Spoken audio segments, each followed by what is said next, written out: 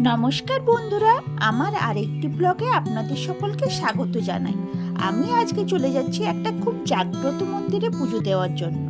চলুন আপনারাও আমার সঙ্গে ওই মন্দিরে, আমি দেখাবো কিভাবে পুজো করলাম। এটা হচ্ছে মাদপুরের মনসা মন্দির।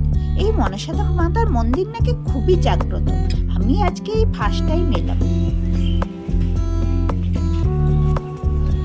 আমরা এবার চলে যাচ্ছি মন্দিরে পুজো দেওয়ার জন্য। যা যা সামগ্রী লাগবে ওগুলো কেনার জন্য। তো এখানে দেখতেই পাচ্ছেন কত দোকান আছে। আজকে বৃহস্পতিবার হওয়ার জন্য সব দোকানগুলো খোলা নেই, শনি মঙ্গলবারে সমস্ত দোকানগুলো খোলা থাকে। এখানে কিছু দোকান খোলা আছে, সেখান থেকেই আমরা জিনিস নিয়ে নেব। এই যে দেখতে পাচ্ছেন দোকানের মধ্যে আপনার পুজোতে যা যা লাগবে সবই পাওয়া যাচ্ছে, কোনো চিন্তা করার কিছুই নেই। আপনারা খালি হাতে এসেও যা যা লাগবে সমস্ত কিছু নিয়ে পুজো দিতে পারবেন। আর এরা বেশ ঝুড়ির মধ্যে করে সব কিছু দিয়ে দিচ্ছে, অতএব কোনো সমস্যাও হবে না। সব কিছু পুজো দিয়ে এসে এখানে ক্যারি ব্যাগের মধ্যে ভরে নিয়ে চলে যাওয়া যাবে। এই যে আমি নিয়েছি এগুলো, তারপর পুজো দেওয়ার জন্য এগিয়ে যাচ্ছি। আর এই হচ্ছে মন্দিরের সামনে দিয়ে ট্রেন চলে যাচ্ছে, দেখতে পাচ্ছেন। ওইখানে আরেকটু এগিয়ে গেলে স্টেশন, মাদপুর স্টেশন। খুব কাছ দিয়েই ট্রেন লাইন চলে গেছে, বেশি ডিস্টেন্স নয় স্টেশন থেকে, খুব ইজিলি চলে আসা যায়। এবার আমি মন্দিরের ভিতরে প্রবেশ করতে যাচ্ছি। এই হচ্ছে ওর মেন দরজা। এখান থেকেই আস্তে আস্তে করে ভেতরে চলে আসছে।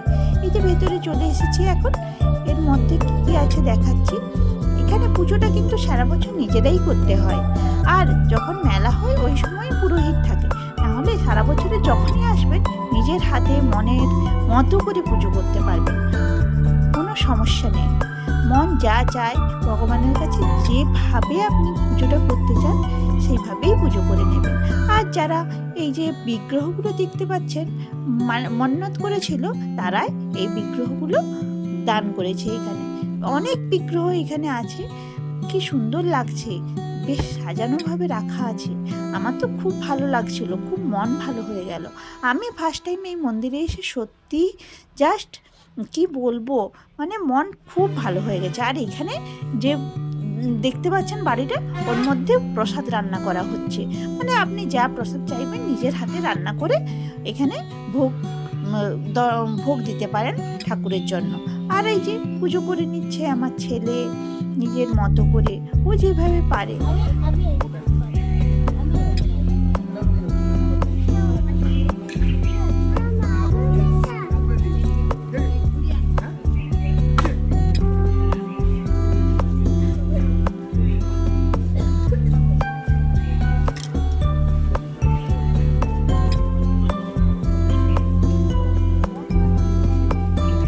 এবার তো পুজো শেষ হয়ে গেছে।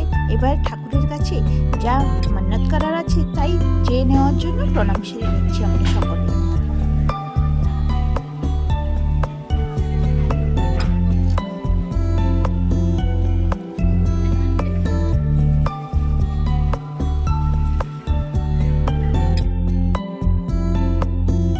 ঠাকুরের কাছে এসে কিছু একটা না চাইলে হয়, ঠাকুরের কাছে অবশ্যই কিছু না কিছু চাইতে হবে।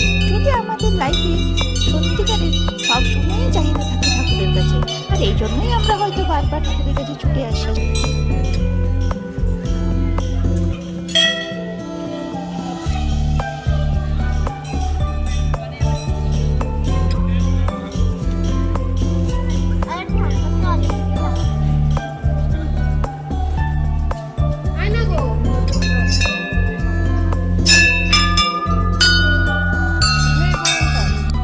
এবার আমাদের পুজো হয়ে গেছে, মন্দির থেকে বাইরে চলে এসেছি।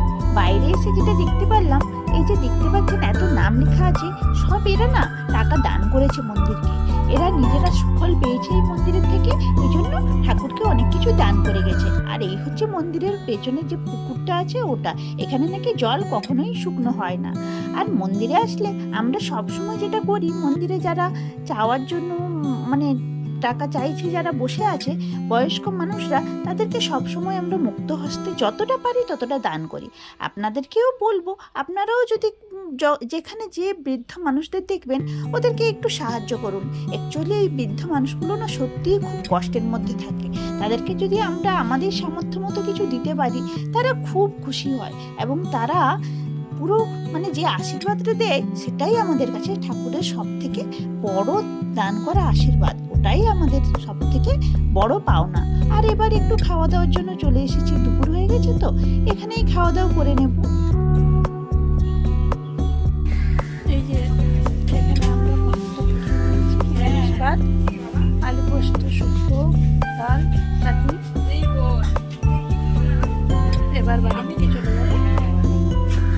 আজকের মতো ব্লগটা এখানে শেষ করছি। টাটা। আবার খুব শিগগিরই নতুন ব্লগ নিয়ে চলে আসবো। আর আমার ব্লগগুলো ভালো লাগলে অবশ্যই লাইক আর কমেন্ট